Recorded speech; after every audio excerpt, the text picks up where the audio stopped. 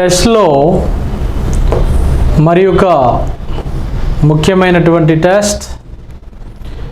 ఈ బిట్లు చదువుకున్నా చాలు. ఈ బిట్టు, దాని ఎక్స్ప్లెనేషను, దాని ఆన్సర్ చదువుకున్నా కూడా మీరంతా కూడా 100% సక్సెస్ కావడానికి అవకాశం ఉంటుంది. ఎందుకంటే అంత ఇంపార్టెంట్ బిట్లు, ఎంతో అవేర్నెస్తో కూడుకున్నటువంటి బిట్లు. ఇన్ని వందల టెస్టులు ఎందుకు పెడుతున్నాను? కంపల్సరీ మనం సక్సెస్ కావాలంటే టెస్టులు రాయాల్సిందే. The magnetic field in alternator is developed in the అని అడిగాడు. ఆల్టర్నేటర్లోని అయస్కాంత క్షేత్రము యొక్క అభివృద్ధి ఎలా చేయబడును అని అడిగాడు. దీనికి సంబంధించి మనం కొంచెం వెళ్దాం. జాగ్రత్తగా వినండి. ఆల్టర్నేటర్లో ప్రధానమైనది ఏంటండి అంటే స్టేటర్. ఈ స్టేటర్లో ముఖ్యమైనది ఏంటండి అంటే మనం పిలుచుకునే పేరు ఆర్మేచర్ అని పిలుస్తాం. వెరీ ఇంపార్టెంట్, ఆర్మేచర్ అని పిలుస్తాం. నెక్స్ట్, ఈ ఆర్మేచర్ కూడా కండక్టర్లను కలిగి ఉంటుంది. ఆర్మేచర్ యొక్క కండక్టర్స్ని మనం ఇండికేట్ చేయడానికి Z అనేటువంటి విలువను వాడతాము. ఇవన్నీ తెలుసు.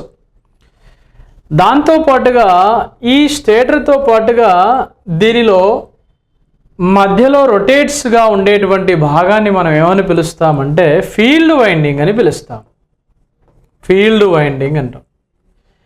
ఈ ఫీల్డ్ వైండింగ్ అనేది రొటేట్స్ అంటే కదలికలు చూపుతుంది కాబట్టి దీనిని రోటార్ అని పిలుస్తాం. రోటార్ అని పిలుస్తాం. ఈ ఫీల్డ్ వైండింగ్ అనేది ఆల్టర్నేటర్లలో రెండు రకాలుగా ఉంటుందని, ఒకటి నాన్ సేలియంట్ పోల్ టైప్ అని పిలుస్తాం. ఈ నాన్ సేలియంట్తో పాటుగా సేలియంట్ టైప్ ఆల్టర్నేటర్గా మనం పిలుస్తూ ఉంటాం.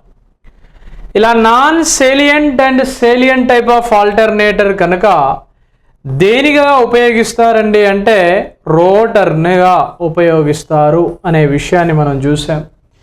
ఈ నాన్ సేలియంట్కి మరొక పేరు ఏంటండి? స్మూత్ సిలిండరికల్ రోటర్గా దీన్ని పిలుస్తారు. అంటే ఇక్కడ మనం చూస్తే ఫీల్డ్ వైండింగ్ అనే పదం ఎక్కడా లేదు. ఆల్టర్నేటర్లో లేదా సింక్రోనస్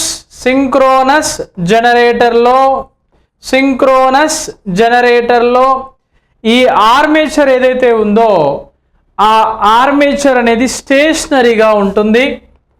ఓకే, రోటర్ అనేది ఫీల్డ్ వైండింగ్ని కలిగి ఉంటుంది.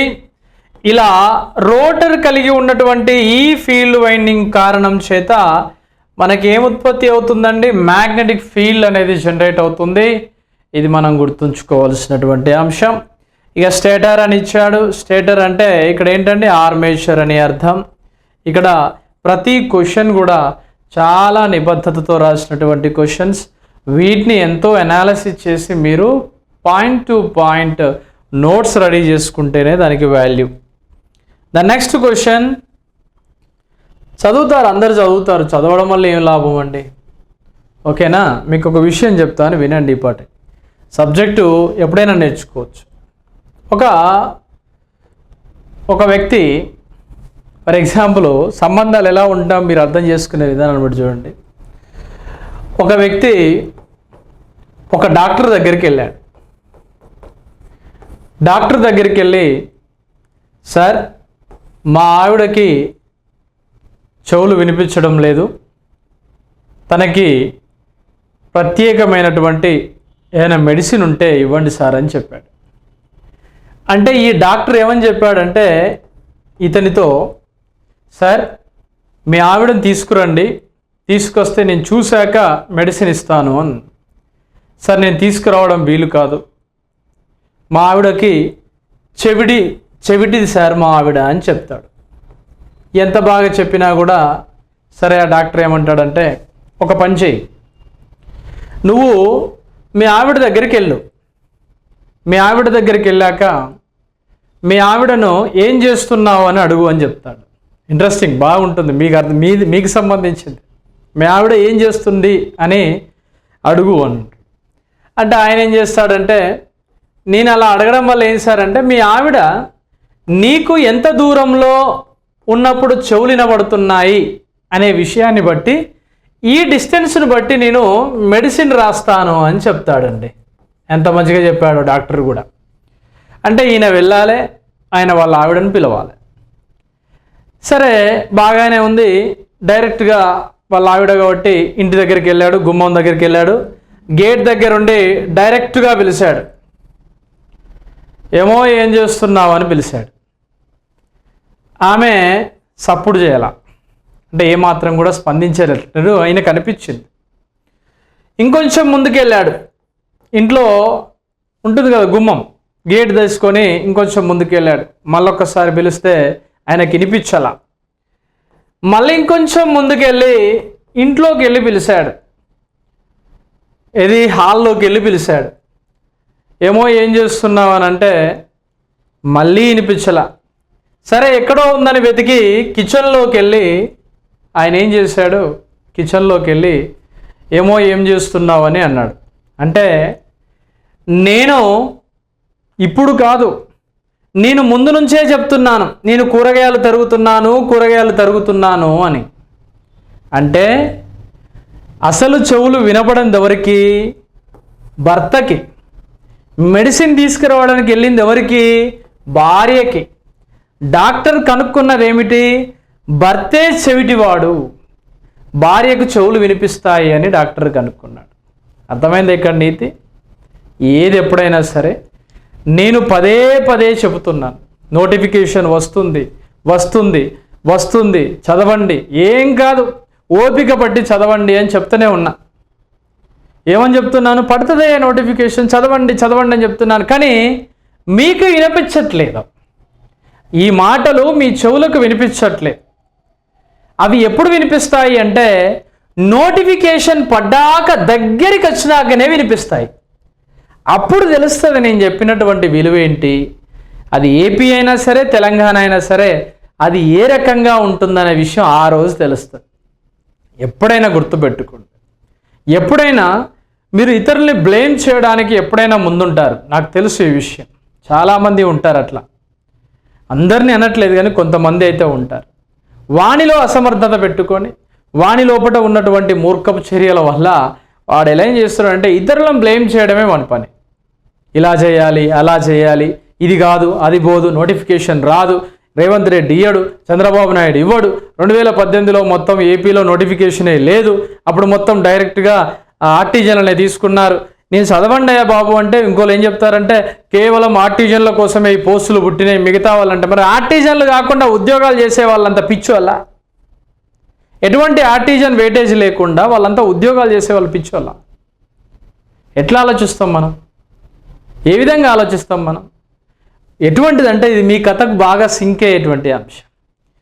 ఈ డాక్టర్ అన్నటువంటి అంశం ఏంటండి అంటే నోటిఫికేషన్. మీరు ఎంత దగ్గరగా వచ్చినాక మీరు చదవడం స్టార్ట్ చేస్తారో అప్పుడు మీకు మానసికంగా ఎంత పెద్ద బలమైనటువంటి అసలు ఘోరమైనటువంటి ఫ్రస్ట్రేషన్ వస్తుందో ఆ రోజు చూడండి. మీరు ఉన్నటువంటి టాపిక్లని రోజు ఇంత నమిలితే అయిపోతుంది.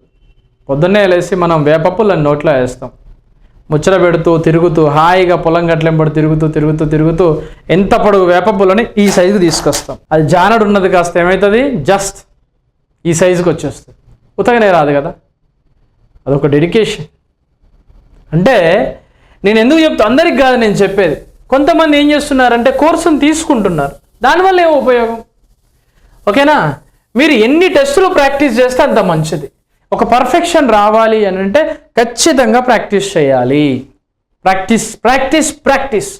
నోటిఫికేషన్ రాగానే వరుస పెట్టి టెస్టులు వస్తాయి, గ్రాండ్ టెస్టులు. రోజుకో గ్రాండ్ టెస్ట్ రాస్తూనే ఉండాలి, మొత్తం తిప్పుతూనే ఉండాలి సబ్జెక్టుని. అట్లా చదివితే కదా ఉద్యోగం వచ్చేది. టైంపాస్ కోసం కూర్చొని సార్ ఇలా క్లాస్ ఉందా అంటే సార్ క్లాస్ నా కోసం చదువుతున్నావా, సార్ క్లాస్ ఉన్నదంటే అయిపోతుంది. సార్ క్లాస్ లేకపోతే గతంలో నేను డుమ్మా కొట్టిన క్లాస్ రికార్డింగ్లు అందులో ఉన్నాయి కదా అని తీసి చూసి నోట్స్ రాసుకోవాలి. కొంతమంది అయితే ఎందుకు తీసుకుంటారో, తీసుకోవడమే అంతే, దాన్ని చూసేది ఉండదు, పాడుండదు. అన్లిమిటెడ్ అటెంప్ట్స్ పెట్టిన నేను టెస్ట్ సిరీస్లో కూడా ఒకసారి తప్పు చేస్తే మళ్ళీసారి ఆన్సర్ తెలుసుకొని మళ్ళీ ప్రాక్టీస్ చేస్తాడు. కనీసం డైరెక్ట్గా చూసుకొనైనా ప్రాక్టీస్ చేస్తాడని నేను అన్లిమిటెడ్ అటెంప్ట్స్ పెట్టాను. ఎవ్వరూ పెట్టారు అన్లిమిటెడ్ అటెంప్ట్స్. ఎటువంటి లాభాపేక్ష లేకుండా పెట్టానంటే ఆ డెడికేషన్ ఏందో, ఆ కష్టం ఏందో నాకు తెలుసు. ఒక్కొక్క బిట్ ఇక్కడ తీసుకురావడానికి నేను పడ్డ కష్టం ఏందో నాకు తెలుసు. మీ ఇష్టం. చూడటం ముందు శంఖ ఊదినట్టు అవుతుంది. అదైతే నోటిఫికేషన్ వచ్చినాక అదే పరిస్థితి. ఓకే, ఈ స్టోరీ నచ్చేది ఉంటే లైక్ చేయండి, అందులో ఓకే అని కొట్టండి. సార్ స్టోరీ సూపర్ సార్ అని, అంటే మీకు సింక్ అయ్యేది కాబట్టి. Right. What will be the loss in short pitch winding alternators? ఆల్టర్నేటర్లో మనకి తెలుసు కదా, షార్ట్ పిచ్ ఉంటుంది. ఏముంటుందండి? షార్ట్ పిచ్ ఉంటుంది. షార్ట్ పిచ్ అనేది నియర్లీ 160 degrees వరకు ఉంటుందని. మనకి ఫుల్ పిచ్ విషయానికి వస్తే ఫుల్ పిచ్ అనేది 180 degrees వరకు ఉంటుందని మనం చూసాం. దీనివల్ల షార్ట్ పిచ్ వల్ల వచ్చేటువంటి లాస్ ఏమిటి అన్నాడు, total voltage will be less. మొత్తం ఆల్టర్నేటర్ ప్రొడ్యూస్ చేసేటువంటి మొత్తం వోల్టేజ్ పరంగా అది తక్కువగా ఉంటుంది అని అడిగాడు. ఎందుకండి అంటే మనం కేడబ్ల్యూ చూస్తాం కదా. కేడబ్ల్యూ అంటే ఏంటిది? KP and KD and KC factors పరంగా మనం రిప్రజెంట్ చేస్తాం. ఇది సెకండ్ వన్. థర్డ్ వన్ చూద్దాం ఒకసారి. Which condition is necessary to connect two alternators in parallel? ఏ రెండు ఆల్టర్నేటర్స్ని ఖచ్చితంగా మనం సింక్రనైజేషన్ చేయాలి అంటే ఒక ఆల్టర్నేటర్ని మరొక ఆల్టర్నేటర్తో మనం ఏం చేయాలి? కలపడం అంటే ఏంటిది? సింక్రనైజేషన్ చేయాలి అంటే ఖచ్చితంగా రెండు ఆల్టర్నేటర్లు కావాలి.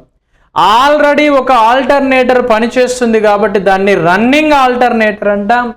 ఇంకొక ఆల్టర్నేటర్ వస్తుంది కాబట్టి దాన్ని ఇన్కమింగ్ ఆల్టర్నేటర్ అని పిలుస్తాం. ఈ రన్నింగ్ ఆల్టర్నేటర్ అండ్ ఇన్కమింగ్ ఆల్టర్నేటర్కి ఖచ్చితంగా ఉండవలసినటువంటి కొన్ని పరిమితులు ఉంటాయి. ఆ పరిమితులు చూస్తే సమాంతరంగా రెండు ఆల్టర్నేటర్ని కనెక్ట్ చేయడానికి ఈ క్రింది ఏ పరిస్థితి అవసరమో అని అడిగాడు. సేమ్ కేవీఏ రేటింగ్ అని అన్నాడు.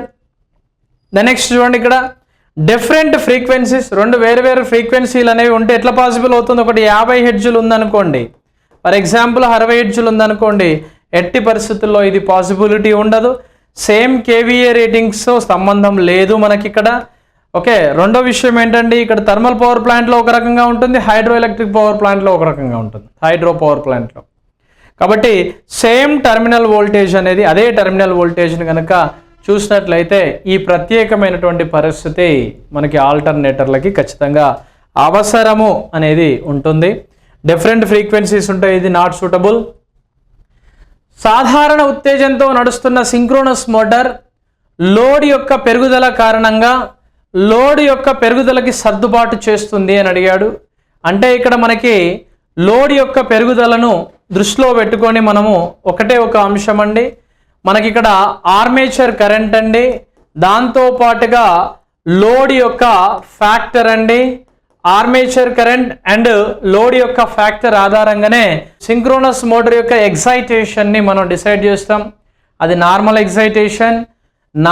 ఎక్సైటేషన్ అంటే సాధారణ ఉద్రిక్త స్థితి, అండర్ ఎక్సైటేషన్, తర్వాత ఓవర్ ఎక్సైటేషన్ అనేటువంటి పరిస్థితులు. ఇది గుర్తుపెట్టుకోండి. నెక్స్ట్ చూడండి, ఇక్కడ ఫిఫ్త్ వన్ చూడండి ఒకసారి.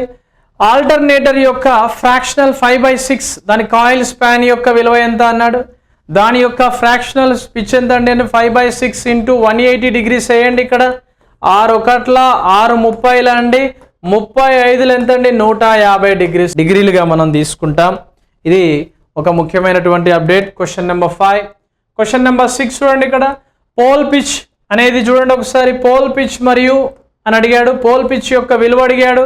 మొత్తం కండక్టర్లు ఎన్ని ఉన్నాయండి? 84 కండక్టర్లు మొత్తం 6 పోల్లకి పంచాలి. 84 కండక్టర్లు నువ్వు 6 పోల్లకు గనక పంచితే నీకు ఎంత వస్తుంది? ఇక్కడ నీకు ఆటోమేటిక్గా చూడండి ఒకసారి 14 వస్తుంది తండ్రి, 14 వస్తుంది. ఆన్సర్ ఇట్ ఈస్ 14 అనేది పర్ఫెక్ట్ వాల్యూ. 7th వన్ చూడండి. సిలిండ్రికల్ రోటర్ ఆల్టర్నేటర్ యొక్క ఫీల్డ్ వైండింగ్ వ్యవస్థల వైండింగ్ అని అడిగాడు.